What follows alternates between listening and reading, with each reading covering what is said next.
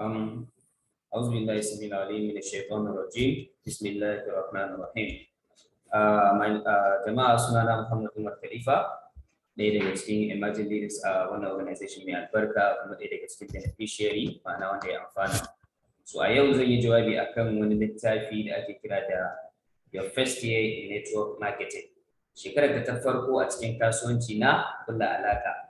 So kowanne bayan ya join wannan kasuwanci akwai bukata abu na farko ya faɗi mai dalilin sa da shiga business din wanda shine UI, sannan kuma ya karanta wannan littafi iya introduction da chapter 1 sai ya faɗi iya abu biyar da ya fahimta dangane da abin da ya karanta.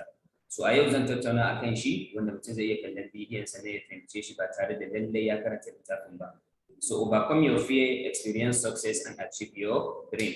Yadda za ka yi maganin tsoron da ka shigo kasuwancin da shi, sannan ka yi experience success hanyar da za ka ci nasara, sannan ka yi ka samu biyan bukata da abin da kake nema.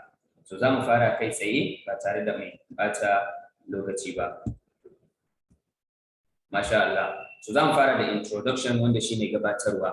Aka ce according to Webster's dictionary, to survive means to remain alive or in existence. Wato ka rayu shine me ka zama na alive, kana cikin rayuwa yayin da wasu suke mutuwa ko na abin kama da wannan. Idan na ce mutuwa ba ina nufin mutum ya mutu ba a je abin da ya shi no ba wannan ba no. Related to our business, survival is staying after others have left the business, and this is what leads to the dramatic waves. Abin da nake nufi shine yayin da wasu suke shigowa kasuwanci suke dinawa suke fitin, idan har za ka ci gaba da yi ka dage ba tare da kayi fitin ba tare da ka fita ba, wannan abin shine zai sa ka ci nasara ka tara arziki mai gaske a wannan kasuwanci. Sannan bayan wahala da waye ta faru, matukar za ka ci gaba da yi ba tare da ka dina ba, za ka ci nasara a wannan kasuwanci. A gaba na gaba shine a wannan kasuwancin namu abu biyu ne suke faruwa, ko dai ka dage ka ci gaba da yin kasuwancin har kai ka nasara, ko kuma ka haƙura ka ce ba za ka iya ba, wanda shi zai kai ka faɗi, wanda shi ne fitin. Idan aka ce fitin, duk sanda aka ce kayi fitin to ka ɗau hanya tabbatacciya wadda za ta kai ka ga mai ka faɗuwa. Amma matuƙar za ka dage ka ci gaba da yin wannan kasuwancin bayan wahala, bayan faɗi tashi, bayan waye, wannan shi zai saka me ka ci nasara. Sannan me cin nasarar ka na farko a wannan kasuwancin kai surviving ka ci gaba da yi ka rayu ba tare da ka daina ba, wannan shi zai baka dama na me succeeding ka ci nasara. Saboda me bincike ya nuna cewa a kaso nawa 95 na cikin mutanen da suke cin nasara a wannan kasuwancin namu su ne mutane wanda suke me suka kai akalla shekaru 10.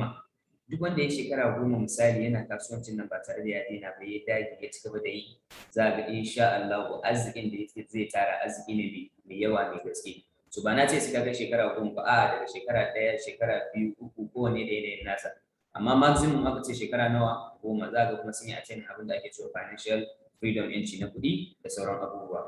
Now, network marketing, wannan kasuwancin namu na kulla alaka na waye da sauransu. Kasuwanci ne wanda mutum zai saka kuɗi kalilan, ba kuɗi mai tarin yawa ba, as minimum as 49,990 mutum in ya saka zai samu arzikin da yake mai dorewa kuma da sauran abubuwa, ba kamar other businesses ba sai ka sa miliyoyin kuɗi ka kama guri da inda za ka yi kasuwancin da sauransu.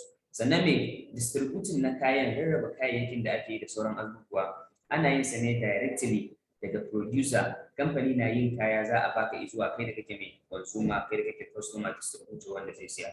Duk wannan mutane wanda bayan producer ya yi za su zo su haɗa su siya, duk za a mai cotton ɗinsu. Ya zama a ce daga producer kamfani ya yi kaya za a kawo wani ƙasansa wanda shine distributor.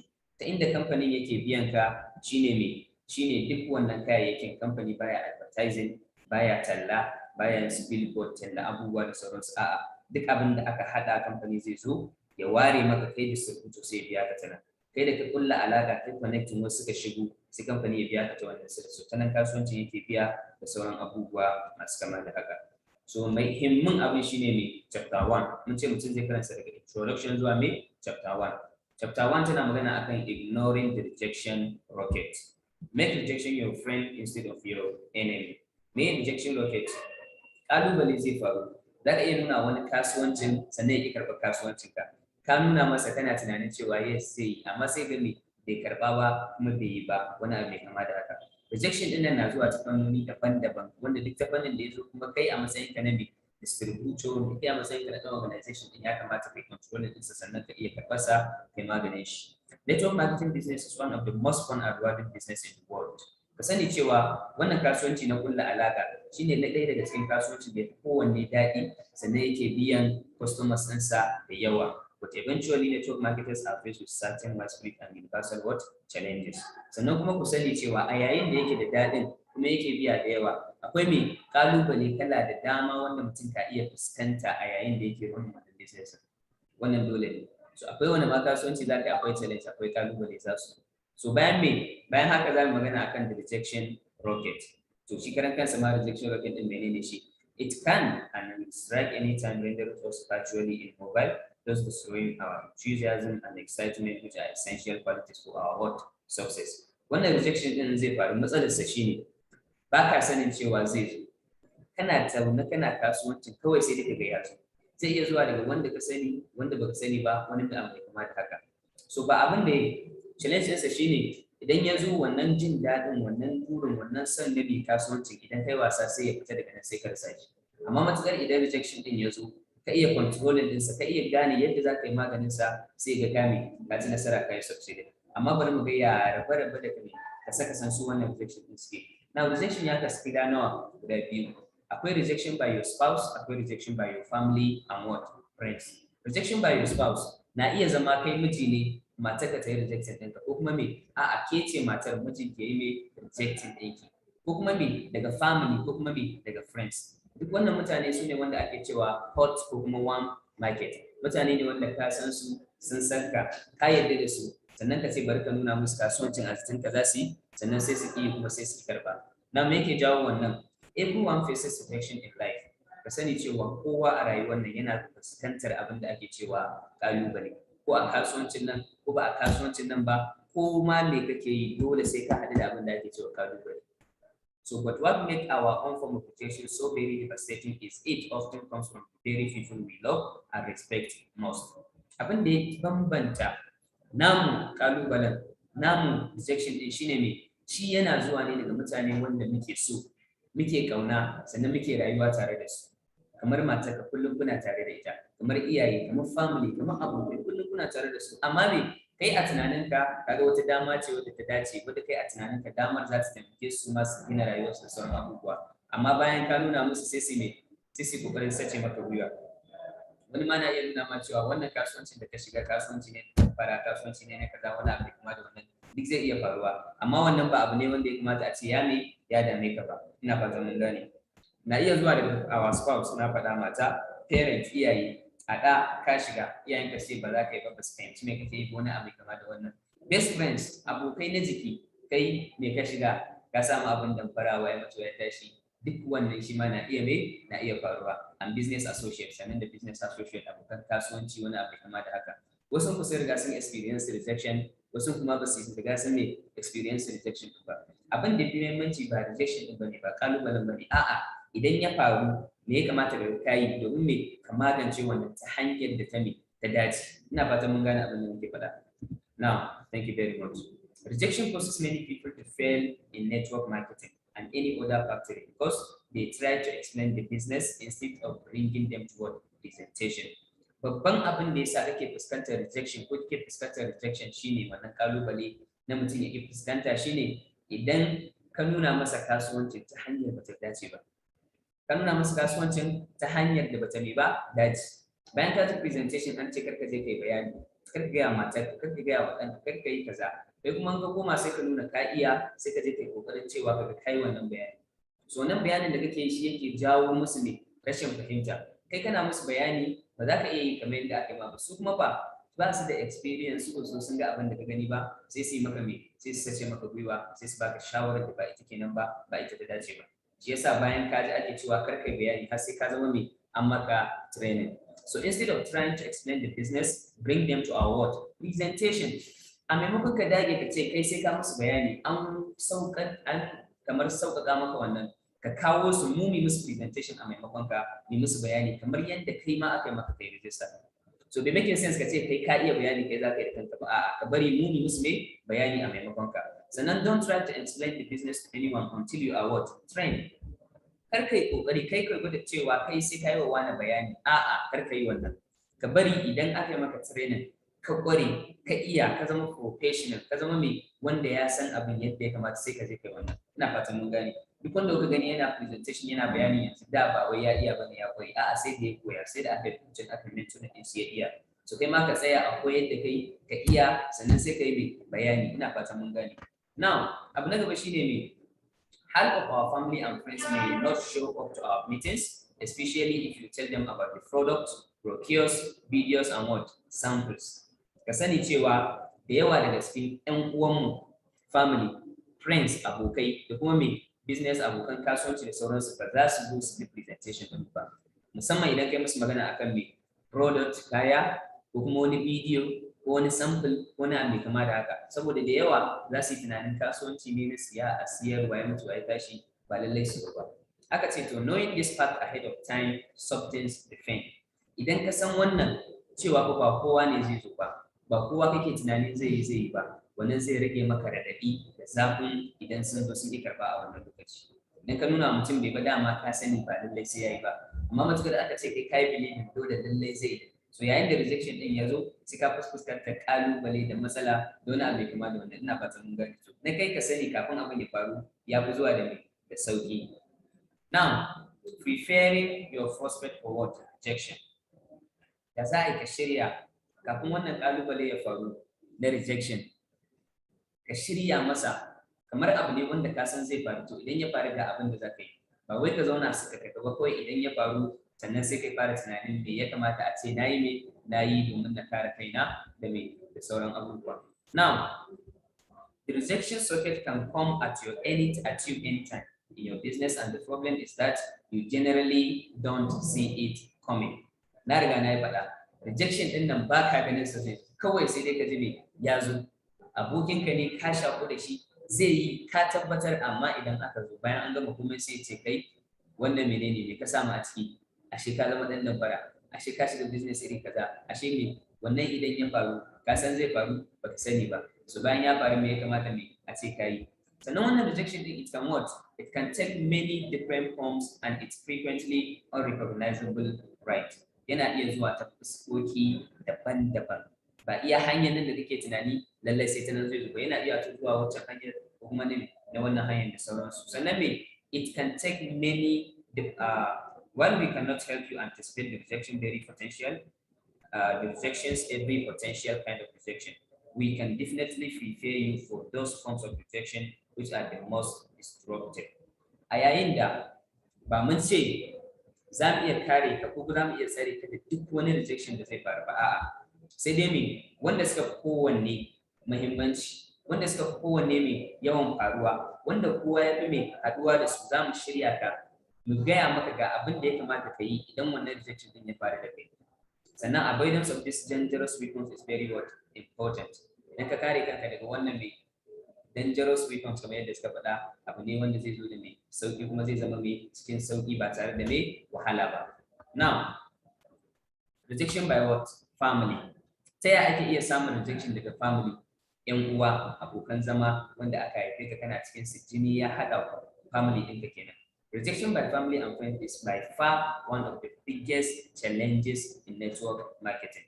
Ka sani cewa ƙalubale daga family, 'yan uwanka na jini na jiki, ƙalubale daga gare su yana ɗaya daga cikin manya-manyan ƙalubalen da ake iya fuskantuwa da su a cikin wannan kasuwanci. So da yawa za ka zo kana da sha'awa ka fahimta 'yan uwanka su ce me ba za su yi ba, su ba su fahimci me kake ba, wani abu mai kama da wannan. Yayin da ɗan uwanka, mahaifinka, ƙaninka, wanka, wani abu mai kama da wannan ya ƙi karɓar wani kasuwancinka, abu ne wanda me yana da raɗaɗi, ba lallai ka ji daɗinsa ba, haka ne kuma ba ka bane. Yes. Amma kuma me dole sai ka jure, sai ka dage, sannan ka basar, an ci gaba da harka da sauransu. So until you have been signed up, made a commitment and been trained professionally, do not approach your friends, relative, or even your spouse with this business until you have been trained. So aka ce har sai ka je bayan ka yi register, ka zama member cikakke, kar ka kuskura ka je ka ce za ka yi wa mai matarka bayani, ko kuma za ka yi wa wanka bayani, ko mahaifinka, ko mamaye, ko wani abu mai kama da wannan. Kar ka je ka ce za ka yi bayani da kanka har sai mai an gama maka training, ka zama mai professional. Wannan idan ka sani kai applying zai taimake ka kwarai da gaske. Kar ka kokarin kai bayani da kanka sai ka zama mai train, sai an maka training, sai an koyar da kai yadda ake bayani. A maimakon haka mu ka hada mu da su ko ka hada su da leader ɗinka sai musu mai bayani a maimakon ka. Ina fatan mun gane. So abu na gaba shine some of your best one market will never join you no matter how successful you become if you approach them improperly.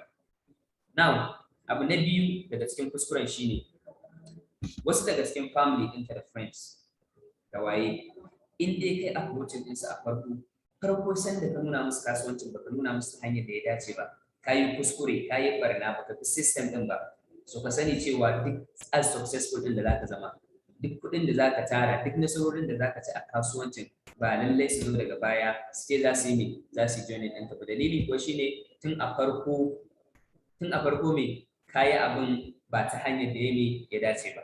Kaga dole ne akan ka kai abin da ya dace sannan ka bi system din, saboda ko da ba su yi yanzu ba nan gaba idan kai succeeding ka ci nasara za su zo su yi register tare da kai.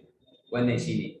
Sannan rejection by family still, here is the problem. News prospects, friends and family don't know anything about your company or the business of networking, and in their ignorance they think it's a what? Scam. Su wannan abokan naka, su wannan family din, kai ka fahimci me business din, kai ka fahimci menene kasuwancin, sannan ka sai ka nuna musu kana so su ma su gani kuma su yi amfani tare da shi. Amma kuma su a rashin fahimtar su da rashin ilimin da suke da shi akan kasuwancin sai su yanke hukunci sai business din mai scam ne, a business din mai damfara ce, ai kasuwancin mai baya yi, iya na sama ne suke kuɗi ko duk wani abu mai kama da wannan wanda ba gaskiya bane ba, is not true. Su kaga bai kamata je kai approach din su ba tunda ba su fahimci menene ba, ka bari idan sun fahimci menene sannan sai su yanke hukunci daga baya. Na biyu aka ce rejection by family and friends is by far one of the biggest challenges in network marketing. Na riga na faɗa. Wannan na ɗaya daga cikin abin da ya kashe mutane da dama kun ba su iya ci gaba da kasuwancin ba, saboda abokan su ƴan uwa wanda suke tare da su ba su karɓi kasuwancin ba, saboda haka su ma sai su ki karɓa tunda wani ba zai ba ni ma ba zan ba, wanda wannan bai dace ba kwarai da gaske. Abu na gaba, but you can only change their attitude by changing your own. Za ka iya canja tunaninsu akan kasuwancin ne farko bayan kai ka canja tunaninka. Ya tunaninka yake akan kasuwancin, ya ka ɗauke shi, wani irin yadda ka bashi da sauransu. So idan ka canja shi zuwa positive, zuwa abin da ya dace, ka canja tunani, ka bi system ɗin tsarin da aka ce bai sai kai ma ka canja nasu tunanin. Amma matuƙar naka tunanin ba ka canja shi ba, so kar ma kai tunanin za ka iya canja nasu tunanin. After elevating your own self-esteem and confidence level, persistent performance with absolute belief can never be defeated.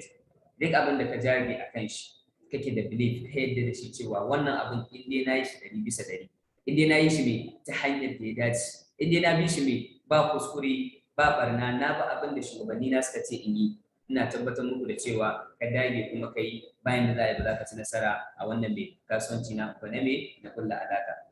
Sauƙinsa shi ne copy and paste. Abin da leader ka yi ya ce maka ka yi, kai ma ka yi irinsa ka ci nasara. Matuƙar za ka kawo da mai shishigi ka ce kai ba za ka yi kaza ba, kai ka san me za ka yi, kai fa a barka da tunanin ka iya, to daga nan ka fara ɗaukar hanyar da na sani da sauran abubuwa wanda Allah ya kiyaye da sauransu. Now, causes of what? Failure. Wani abubuwa ne suke sa mu samu failure, mu faɗi, mai asara a wannan kasuwanci. The first cause of failure occurs when new network marketers listen to people who don't know what they are talking about. Hanya ta farko da zaka fara samun faduwa a cikin kasuwancin mu shine idan ka tsaya kana sauraron mutanen da ba su da ilimi a cikin wannan kasuwancin nawa. Mutane ne abokanka ne, kuma wawaye ne, kuma waye ko daga ina yake. Ka je ka same shi baka shawara. To zai baka shawarar nan ne based on ilimin da yake da shi. Bai fa fuskanci ya kasuwancin me yake ba, ya yake aiki, bai ma ji presentation din ba, sai ka tsaya kana saurara sai yana baka shawara kuma ka ce za ka yi amfani da ita. Daga nan ka fara samun failure. Abu na biyu shine the second cause of failure result from not listening to people who do know what they are talking about. Na biyu shine idan muka ki mu saurari kuma mutanen da su sun san me suke magana a kai, su sun fahimci kasuwancin, su sun fahimci yadda kasuwancin yake aiki. Misali shugabanninka offline ɗinka ko wani abu mai kama da wannan yana gaya ma ga abin da za ka yi, kana cewa kai ba za ka yi wannan abin ba, kai ka san abin da za ka yi. So abubuwa ne biyu. Na farko kana saurara wanda ba su da ilimi akan kasuwancin. Na biyu wanda suke da ilimin kuma ka ƙi ka saurare su. Now let me give you an example. Bari na ba ku misali na kan wannan. It's just human nature that when we get excited about something, we want to share it with the people we must care about. Wannan abu ne human nature, kowa ya saba. Duk yayin da ka ji wani abu wanda kana kaunarsa, kana so za ka yi, ka fahimci abin. So wannan jin daɗin wannan me sai ka ji kana so lallai sai ka sanarwa da wasu. Wasu nan na iya zama abokai waye za ka ji kana so sai ka amayar da sauransu. So wannan so ka amayar ɗin idan ka je ka yi shi wrong way shine abin da yake bada mai matsala, yake bada mai damuwa. Ina fatan mun gane. Now, a gaba, this is fine with ice cream or a good movie, but it's not right to share this business with anyone until you completely train and knowledgeable about the business. Ka sani cewa duk yanda yake da daɗi ka gaya wani, duk yanda kake so kai wani bayani, kar ka yi. Ina tabbatar muku da cewa kar ka me, kar ka yi. Ka san abokinka ka fi ni sanin shi, ka san mahaifinka ka fi ni sanin shi, ka san mahaifinka ka san kowa naka ka fi ni sanin shi, amma ina tabbatar ma idan ya zo kan business nan kar ka ce za ka yi mutum bayani da kanka, ka jira a yi masa bayani a maimakon ka, ko leader ɗinka ko ya zo ya ji presentation, amma kai dai kar ka sa kanka a ciki. Why? So saboda me aka ce kai wannan? Dan me za a ce ni ba zan yi wa mutane na bayani ba akan me an fi ni sanin sa ne, ko kuma dan ba mu gaskiya, ko kuma dan me da me da sauransu. So wannan shine dalilin. Because the primary cause of failure in our business comes from people getting excited about the tremendous earning potential and then charging out to tell their closest friends and family before having the slightest idea of how to run the business. So farko ma na kai kana so ka faɗa saboda you are excited. Kana so ka faɗa musu ne saboda me kai ka fahimci yadda yake, yadda ake samun kuɗi, yadda mutane suka canza rayuwarsu, yadda wasu suka tafiye-tafiye, yadda kaza baka ma gama fahimtar yadda ake mai running kasuwancin ba gaba ɗaya. To da ma ka fahimci yadda ake business din, da wani abu ne mai sauki. Amma tun kan ka fahimci ga yadda ake kasuwancin kuma ka fita kana so ka take mutane bayani na kaza da kaza da kaza da kaza da sauran abubuwa. To ka jira ka fahimci yadda ake yi, sannan a gaya ma ga abin da za ka yi, sannan a maka training ka kware kafin ka yi da sauransu. Call reluctance. Now, menene call reluctance? Another process of failure is mere fear of what? Another process of failure is mere fear and anticipation of rejection. And this will keep new connectors from taking what? Action. This is one of the primary causes of failure in our industry. They will attend trainings, watch the videos, read the books, study the product, but never take what? Action. Just do it. Success comes to those who would make things happen. Akwai mutanen da suke kasuwancin mu na farko duk training suna attending, suna hawa sell meeting, maybe na office ne suna zuwa, idan an ce team training suna zuwa, duk abin da aka ce su suna yi, amma kuma kawai koya suke yi ba sa sashi a cikin aiki. Duk tarin ilimin da ka tara kuma baka amfani da shi, dan Allah yana da amfani? Ba shi da amfani. So wanda ka dan tara kaɗan ka yi amfani da shi, sannan ka ƙara ka yi amfani da shi, ba ka tara tarin karatu kuma ba shi da amfani a gare ka ba. So ka sani akwai wanda suke da tarin ilimi a business nan amma ba su amfani da shi, wanda wannan baya bari su ci nasara. So not be taking what seriously. This is one of the most degrading form of rejection, and it's very common among men. Most men cannot identify with having a woman big culture. Wani zai ce ba a ɗauke shi da gaske ba, wani zai ce kaza, wani waye mutu ya tashi. Kuma sani ma nasarar ka a hannun ka take ma ba a hannun leader ɗin ka take ba. Idan kai abin da ya dace, za ga abin da ya dace. Business ɗin a hannun ka yake. Idan ka ga dama kai hagu, idan ka ga dama kai dama. So leader ɗin ka ba shi ne zai tabbatar da nasarar ka ba. Shi leader ɗin ka amfaninsa shi ne ya taimake ka, ya gaya ma abin da za ka yi har ya kai ka har ya kai ka nasara. Amma nasararsa ko ce nasarar ka a hannun wa take? A hannun ka take, saboda business ɗin ka take yi, shi ma leader ka business ɗin sa yake yi. Ina fata mun gane, amma akwai taimakekeniya da juna da sauran abubuwa. So don't take rejection what personal. A yayin da duk wannan rejection ɗin ya faru, abokinka bai karbe ka ba, ya gaya ma magana mara daɗi, iyayenka sun ce kar ka yi, mijinki ya ce kar ki yi, matarka ta ce kaza wayan mutuwa ya tashi. Kar ka karɓi wannan abin ya zama na personal. Ka kawo aboki ka nuna masa damar bai ba, wannan cewa bai ban ba sai ka damu, ka shiga wani hali, ka nuna masa ko ma ku faɗa ko ga mai magana da ta masa daɗi ba, a'a ba a haka. Idan ya yi karɓar ka is fine, idan ya karɓe ka ma is what? Is fine, kar ka damu. It is important to note that no, thank you is not a personal word breakup. Ka sani yayin da mutum ya ce maka no, ba ni da dama, ba na so zan yi, ba wai wani abu ne da zai sa ka tayar da hankalinka ko wani abu bai kama da haka ba. A decline to participate in the opportunity most often means the timing is not what right for me now. Ka sani cewa idan mutum ka nuna masa damar, maybe sai ya ce me shi yanzu ba shine lokacin da zai ba, ko kuma me bai gama fahimta ba, ko kuma me a'a akwai abubuwan da yake yanzu ka fahimce shi, maybe timing din is not right, maybe yanzu ba shine lokacin da ya kamata a ce yayi kasuwanci ba. So ka sai ka rabu da shi, ku gaisa normally, ci gaba da mu'amala yanda kuke yi, kan wani abu ya taɓa mu'amala ku. Bayan wata 6 ku kuma dawowa gare shi ka sake mai prospecting ɗinsa, wanda kafin nan dama kana masa follow up, kuna hira, kuna magana, wanda ko da ba su shafi kasuwancin ba da sauransu. Sannan accepting no is merely part of the process of what finding those who say yes. Duk yayin da ka karɓi no, abokinka bai ba, ka karɓa baka damu ba, wannan zai taimake ka ci gaba da aiki, ka ci gaba da nema har sai ka samu wanda zai ce me na'am na yarda kuma zan yi me kuma zan yi. Amma matukar mutum ya ce ba zai ba sai ka damu, sai ka daina, kai ma ka sai to ba za ka yi ba, to ta ina za ka samu wanda shi kuma zai ce zai yi. So ka sani wannan no din kamar course ne wanda zai sa ka dage ka ci gaba da nema har sai ka har sai ka ci nasara. Kalubale faɗi tashi a komai na rayuwa sai ka same shi, hatta addinin mu musulunci dole sai ya zo. So kuma mu'minai ma ba sa rabuwa sai da me jarabawa, sai an jaraba ka. So sani idan wannan ya zo ba yana nufin ba nasara bane ko wani abu, a'a dan ka dage ka jure zai kai ka gabe, zai kai ga nasara. So life is about balance, and where there is rejection there must be what acceptance. Ita rayuwar nan balance ce. Duk inda aka ce wani ba zai karba abu ba, wani bai karba ba, wani bai karba ba, wani bai karba ba, to ka sani cewa a daidai wannan lokaci wani yana nema kuma zai karba, wani yana nema zai karba, wancan ma za ta karba. So ba an ce kowa ba zai karba bane, a'a wannan baya so dole wannan yana so. So wannan bai so baka ci gaba da nema har sai ka samu wanda zai ce me ya yarda kuma zai yi. Sannan me, remember it is numbers game, so you must talk to enough people.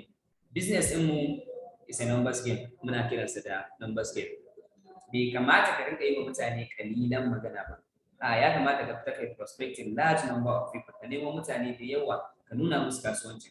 Kana da list na mutum 1000 a wai ka mutum 2000, wani ma mutum 500 ko sama da haka, sai ka bada list na mutum 50, an kira an ce karo wani, ka fara complain, kai mutane suke sa kai waye, a'a wannan is not what, wannan is not right. In dai za ka yi haka, to ta ina kenan za ka samu abin da kake da bukata da sauransu, ai ba zai yi ba. So ya zama dole ne ka fito da duk wanda ka sani, sannan ka nuna masa kasuwancin, ka yi business din da number sosai, karka ce wai kaza ko kaza wani abu kama da haka. Not talking to what enough people. Wasu ku ba sa magana da mutane da yawa, ka yi wa mutane yan kaɗan basi ba, sai ka ce business din baya yi, saboda haka kai ma bari ka daina. A'a, if you only talk to a dozen people in a week, the act of rejection by those few become bigger than what life. Idan kaɗai kana yi wa mutum 12, dozen ɗaya magana kasuwancin nan a sati, to ka sani ba ƙalubale za ka yi ta fuskantarsa, kuma zai zo da yawa da sauransu. Mutum 12 kawai a sati ya yi kaɗan. Ya yi kaɗan, da ma cewa kai mutum 12 a kullum, wannan wani abu ne wanda bai sanar. So yayin da but we contact a few dozen people each week, rejection is not a problem because few will always get involved. Idan muna contacting mutum 12 a satin nan, to shi ma aka ce ba matsala ba ce sosai, saboda kaɗan daga cikin su koda yaushe za su suna da sha'awa kuma suna so za su karɓa. Amma remember this too, ka tuna da wannan lokacin ta balance. Increase the number of approaches and decrease the impact of rejection. Ana so ka ƙara number, ka ƙara ƙoƙarin gayyato mutane, ƙoƙarin nemowa, ƙoƙarin connecting mutane su ga damar, sannan ka rage impact na rejection. Wani rejection ɗin da ka iya faruwa, kai ƙoƙari ka magance shi, ka rage yawansa, sannan ka ƙara number ta neman mutane. Ka rage number na rejection, ka ƙara number na nema. Wannan shi zai sa ka samu biyan bukata, sannan ka zama successful. Amma matuƙar rejection yana ta sama, mutanen ba ka nuna musu da yawa, wannan ka samu problem. Ina fatan muna ganewa. So wannan shi ne. Now, the narrow focus syndrome. Nearly everyone is interested in ways to achieve wealth. So focus on your presentation of personal and financial freedom, making sure to call your prospect attention to all the products, services, and divisions. This comprehensive approach is how legend build a large and dynamic organization. Now, ka sani cewa kowa yana da sha'awa na tara arziki. Ba wanda zai ce ma shi baya so ya arziki, shi yana so ya ci gaba da rayuwa da talauci da babu shi. Kowa yana son dukiya, kuma kowa yana son better opportunity. So abinda zaka mayar da shi akan presentation ɗinka da bayananka da sauran abubuwa shine akan financial freedom. Duk wanda ka nuna musu cewa zai samu yanci na kuɗi, kuɗi zai zama ba matsala ba, ya samu yanci na lokaci, yanci na lafiya, wani abu kuma da wani zaka mutane suna mai so za su yi, kuma za ka attention din su ya zo sun zama mai prefer suna so za su yi kasuwanci. So ya kamata ka focusing akan mai harka ta kuɗi da sauran abubuwa masu kama da mai wannan. Sannan making sure to call your product attention to all the products. Kayayyakin ka nuna musu wannan kayan ga benefit ɗinsa, wancan ga benefit ɗinsa, maybe alaji na da matsala kaza, shi ba ma don kuɗin zai yi ba, a'a saboda ya ji maganin kaza zai magance masa matsalar da yake fama da ita kaza, sai ga ya ɗau abin da muhimmanci. Ko kuma me services ɗin da divisions, wannan ga yadda complaint ɗin yake, ga tafiye-tafiye, vacation, waya mutu ya tashi, za ga mutum wani tafiye-tafiyen shi zai sa ya yi ba kuɗin ba ko kuma lafiyar da sauran abubuwa. So yayin da kake yi ka saka financial freedom, yanci na lafiya, yanci na kuɗi da kuma yanci na lokaci, sai ga wannan da wannan da wannan ta haɗa su, kowa kuma yana so zai yi kuma an tafi tare. So mutanen da suke sako da wannan principle din su yi amfani da shi a cikin kasuwanci su ne mutanen da suke tara arziki na gaske a wannan kasuwanci namu mai albarka. So what do we do when we what? What to do when you are what? Rejected. To me kamata ka yi a yayin da aka yi mai rejecting ɗinka, yayin da abokin ka yi karɓa, yayin da wani yake karɓar kasuwancin ka, me ya kamata ka yi a wannan lokaci? Na farko aka ce turn the rejection into a motivational force and let that propel you to the rejection because it's all worth it. Yayin da ka samu rejection, abokin ka bai karɓe ka ba, maybe ya gaya ma magana da ba ta yi maka daɗi ba, maybe yayi kamar challenging ɗinka akan wani abu bai kama da wannan, bai kamata ka ce ka sare gwiwarka ta sace yanzu ba za ka iya ba, a'a abin da ya kamata a yi shine ka dage ka cije, ya zama na wannan rashin karɓar da ya zama mai force ɗin da za ka yi amfani da shi lallai sai ka ci nasara. Bai karɓe ka ce to ni sai na nuna maka cewa kasuwanci nan yana yi kuma me sai na baka kunya, kamar yadda da yawa daga cikin leaders sun suka yi. So kamar yadda rejection ɗin ya zama force, ya zama motivation, ka dage wajen nema sannan ka je ka nema ka samu. Na biyu aka ce me turn the rejection that could have been a stolen dream into a burning desire to rise to what your full potential. Ka canza rejection din nan da ya kusa ya sace maka mafarkinka, da ya kusa ya raba ka da burinka, da ya kusa ya raba ka da mai tunaninka zuwa wani abu wanda zai sai mai zuwa wata desire burning ta gaske, zuwa wani karfin gwiwa, zuwa wani mai belief wanda zai sa ka dage lallai sai ka ci nasara, sannan sai ka fito da din real kai mutumin da kake da sauransu. Wannan business din na da power din da zai canja ka, da baka ma san waye kai ba, amma zai mai da kai ka fahimci kanka, ka fito da potential ɗinka, sannan ka ga kai ka canja rayuwarka da sauransu. Sannan send them a copy of your alert in 6 months. Mutanen nan da basu karɓe ka ba a farko ba yana nufin an rabu ba kenan, a'a follow up is very key and is very important. Ka ci gaba da hira da su, ma'amala ko da sun bata ma rai wannan kar ya dame ka, a'a ka ci gaba, bayan wata 6 tura musu alert ɗinka, an lance mota a kamfanin nuna, wani abin nasara yana nuna da sauransu. Sannan su ma kana yin magana da su ba sai lallai ta kasuwanci ba, na riga na faɗi wannan, na taya su murna abu ya faru, taya su farin ciki da wani abu mai kama da wannan ma yana taimakawa kwarai da gaske. Sannan me if you suspect you are rejected because of an attitude you project, take some time to work on your personal growth before attempting to build an organization. Now wasu ma da kuke gani ba wai business din ne matsala ba wai business din ne baya yi ba wai matsala ce ta kasuwancin ba, a'a su akwai wani hali nasu mara kyau, ko dai ba su da gaskiya a cikin al'umma, mutane ne wanda sun saba cinye mutane kuɗi, ko kuma ba a yarda da su ba, ko kuma mutane ne wanda dai ga su nan dai ba mutane ne da za ka yarda da su ba, sai su zo da wannan mai rashin yarda da wannan hali nasu su ce za su yi kasuwancin, wannan shi yake hanawa su ci nasara. Saboda business din dole sai ka gina relation da mutane, sai ka zauna lafiya da mutane, sai mutane sun yarda da kai sannan za ka ci nasara. So kafin ma ka fara kasuwancin idan ka san kana da matsaloli irin wannan, ka je ka gyara mu'amalarka da mutane, ka zauna lafiya, ka ba su haƙuri, ku yi me ake cewa reconciling, ka tuba sannan ka fara kasuwancin. Saboda business din wani zai iya zuwa bai ma fahimci komai ba misali, amma saboda silar waye ya kira shi, waye ya bada sunansa, sai kaga ya biya kuɗi ko da bai gane ba, saboda ya san me wane ba zai sani a wurin da za a cuce ni ba ko za a cutar da ni ko na mai kama da wannan. Amma matukar kana da matsala tsakaninka da mutane, relationship ɗinka akwai damuwa, to in ka shigo kasuwancin nan shi ma akwai matsala. Ina fatan mun gane. So read books, attend seminars and listen to what audio to enhance your self image. Ka karanta littattafai kala daban-daban. Akwai littattafai guda 1, 2 har guda 5 wanda ya kamata a ce ka karanta a matsayin ka wanda yake wannan kasuwanci. littafi na farko shine mai your first day in network marketing, wanda shine wanda mai audio ne mai introduction da kuma mai chapter 1 sorry video. To bayan an yi wannan za a karanta shi gaba daya. Akwai go flow ka karanta, akwai compound effect ka karanta, the business of the 24th century ka karanta. Duka wannan littattafai ne a sannan prospective groups daya biyu uku biyar.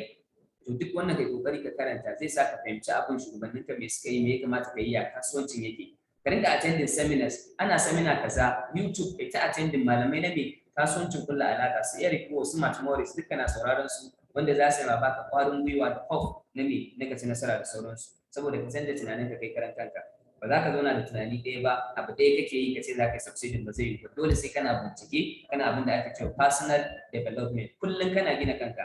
Ba sai iya trainings ɗin da ake ma ba sai iya presentation ba, ina fatan mun gane. Dole sai ka yi mai research da sauran mai abubuwa. Sannan mai surround yourself with positive people who constantly remind you of your worth as a person and the contribution you are capable of making. Sai ka canza cycle ɗinka. Mutanen da kake mu'amala da su baka amfanuwa da su, kullum suna jan ka ƙasa, kullum cinye gaske. Mutane ne wanda su challenging ɗinka ma suke na kasuwancin da kake yi, ba za ka ci nasara ba, ba za ka yi succeeding ba, sannan kullum kana rayuwa a cikin su ka gaya min yanzu aka ci nasara. So dole sai ka canza mutanen nan, ba dan baka kamar su ba, saboda me yanzu tunanin ku ya riga ya canja. Inda kake tunani daban, inda suke tunani daban. To ka samu mutane wanda tunanin ka ya zama ɗaya da nasu, kuke da buri iri ɗaya, kuke so ku achieve success tare, ku zauna tare da su. Mutane ne wanda kullum idan baka da kyau ba za su gyara maka, ka yi kaza, gyara kaza, kaza ya kamata ka yi har sai ka ci nasara a rayuwarka. Ba wanda kullum kuka zauna za ku ta munafunci da waye da sauran abubuwa mai kama da wannan ba. Ina fatan muna gane. Sannan abu na ƙarshe shine me shake off any residue of negative self-esteem, emotional baggage that you may be carrying around, and take pride in what yourself. Ka raba kanka da duk wani negativity, duk wani abu impositive, duk wani abu wanda yake ba positive abu bane, ba abu ne da zai taimake ka ba, abu ne wanda zai sa ka ci nasara ba. Ka raba kanka me da shi, ka samu kanka positive abubuwa, positive mutane, positive thinking, wannan shi zai sa ka yi me ka ci nasara, sannan ka yi me ka yi succeeding. Sannan me you have greatness and unlimited potential to elevate everyone around you. Idan kai wannan zauna da mutane da suka dace, akwai wani magana da yake tuna ka nuna min abokanka, zan gaya maka ya kake, ko zan gaya maka ya future ɗinka za ta kasance. Idan kana mu'amala da mutane masu kuɗi za ka iya zama mai kuɗi, kana mu'amala da mutane masu ilimi yana da kyau ka zama mai kai ma mai ilimi. Amma kana mu'amala da mutanen banza, mutanen da ba su dace ba, wani abu mai kama da haka, it's easy su ma su jawo ka zama mai ɗaya da su, kana rayuwa irin tasu. So dole sai ka canja, sannan ka zama mutum wanda shi ne yake motivating mutane su ma su zama da mai wanda za su ci nasara da sauransu. Turn rejection into positive motivation. Reacting to family rejection can be redirected, becoming a positive force for building your business. Ka canja rejection ya zama mai positive motivation. A family ba a karbe ka ba, ka redirecting abin. Amma ka mummunan fahimta, kar ka zo musu sigar da bata dace ba, ka je ka samu matsala kai da family ɗinka, ba wanda ya aike ka wannan. To ba za ki ba shikenan, ba za ka ba shikenan, kowa ma kare ya bar ne yana a'a. Ka canja shi ta hanyar da ta dace, ka zauna lafiya kai da family ɗinka, sannan ka ci gaba da yin business ɗinka ta hanyar da ta kamata. A hankali za ka canza tunaninsu, su ma sun dawo suna aiki mai tare da kai. Sannan me you must be willing to duplicate what you learn. Dole abin da ka koya, aka koyar da kai, shugabannin ka suka koya ma, kai ma sai ka koyar wa na ƙasa da kai masu zuwa. Karka ce kai kadai an baka ka iya shi kenan, a'a. Sirrin kasuwancin mu shine duplication. Kai kadai ba za ka iya ba. Kai raising mutane millionaire, su ma su raising wasu millionaires, shine vision din. Ka zama millionaire, creating millionaire. So sai ka tari koyar da su ma sun iya, kana su rinka yin abin da kai ma kake yi. This business is different from traditional business, and if you're going to try and reinvent the way, you are going to fail. Business din ba business ne na traditional business ba. Waya ba za ka kawo ma yaro, baby kana koya mai wani abu, kana koya mai baka so iya baka so. Dole sai ka so na kasance ci nasara, sannan za ka ci nasara. Dole ne. Idan baka so na kasance ya succeeding, ba za ka taɓa cin nasara ba a kasuwancin. Wannan haka yake. Idan ka ce kai kadai nawa kake so, nawa za ka tara, ba za ka taɓa mai ba succeeding ba. So idan ka ce za ka canza tsarin, ko za ka shigo da wani tsarin abu, ko za ka yi waye, shi zai tabbatar da faduwarka. Amma matuƙar za ka dure, ka dage, ka bi system, ka bi tsari, za ka yi mai, za ka yi succeeding. So you must follow the system. Dole sai ka bi tsarin, sannan ka yi applying wanda shi ne zai kai ka game, shi ne zai kai ka nasara. Na daidai wannan gaba na zo ƙarshen introduction da chapter 1 na wannan mai littafi mai albarka, the first day network marketing. Wannan sai ku je ku kuma dubawa ku bincike, ku ƙara ilmantar da kanku akan shi. Sannan wannan abin da na faɗa in dai za ku yi aiki da shi, ku bi shi yadda ya kamata, insha Allah muna tabbatar muku da za ku yi za ku ci nasara, sannan za ku yi succeeded. Bayan wannan akwai series of trainings da za a ci gaba da yi, har ka kware ka iya da sauran abubuwa. Kamar yadda na faɗa, sunana Muhammad Umar Khalifa, ɗaya daga cikin leaders na wannan team mai albarka. So congratulations for taking the decision to join our business. Sannan ku yi amfani da wannan dama ku faɗa abin da aka gaya muku, sannan ku yi aiki tare da shi. Ba na faɗa bane kawai a kai ya shiga ta nan ya fita nan, a'a, duk abin da ka ji ka saurara ka tabbatar da kayi amfani da shi. So thank you very much and have a nice day ahead. Na gode sosai, a huta lafiya.